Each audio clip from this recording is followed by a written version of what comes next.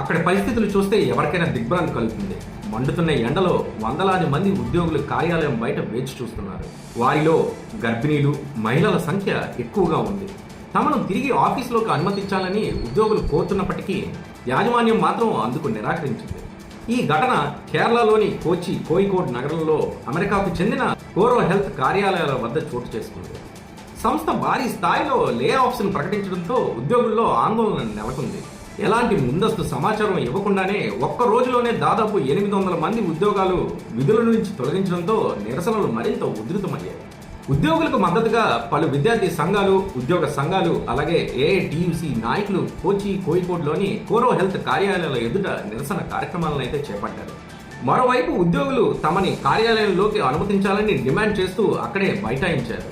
తమకు న్యాయం జరుగుతుందనే ఆశతో వేచి చూస్తున్నారు. ఇదే అంశంపై కేరళ లేబర్ శాఖ అధికారులు, లేబర్ మంత్రి బిందు కృష్ణ, కంపెనీ ప్రతినిధులు, ఉద్యోగుల మధ్య చర్చలు కొనసాగుతున్నాయి.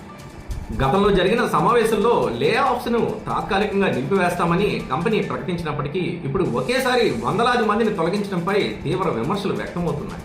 కార్యాలయానికి వచ్చిన ఉద్యోగులను వెంటనే సిస్టమ్ నుంచి లాగౌట్ చేసి ఇంటికి వెళ్లిపోవాలని యాజమాన్యం ఆదేశించింది. ఈ కార్యాలయం కార్యకలాపాలన్నీ నిలిపివేస్తున్నామని కూడా తెలిపింది. దీంతో ఆందోళన చెందిన ఉద్యోగులు స్థానిక ఎమ్మెల్యే, సంబంధిత అధికారులను ఆశ్రయించారు. వారి జోక్యంతో లే ఆఫ్స్ ప్రక్రియను తాత్కాలికంగా నిలిపివేస్తున్నట్టుగా అయితే కంపెనీ తెలిపింది. అయినా ఉద్యోగుల్లో మాత్రం భయాందోళనలు కొనసాగుతూనే ఉన్నాయి. అలాగే ప్రతి ఉద్యోగి ఖాతాలో 2 నుంచి 2.5 నెలల జీతాన్ని నష్టపరిహారంగా జమ చేస్తున్నట్టుగా సమాచారం అయితే వస్తుంది. భవిష్యత్తులో ఉద్యోగులు కంపెనీపై న్యాయపరమైన చర్యలకు వెళ్లకుండా ఉండేందుకే ఈ నిర్ణయం తీసుకున్నట్టుగా చర్చ జరుగుతుంది. ప్రస్తుతం ఈ ఘటనకు సంబంధించిన వీడియోలు, దృశ్యాలు సోషల్ మీడియాలో వైరల్గా మారాయి. ఇటువంటి వీడియోలు మరిన్ని చూడాలనుకుంటే BRN న్యూస్ని సబ్స్క్రైబ్ చేయండి, మరింత ఎక్కువ మందికి షేర్ చేయండి.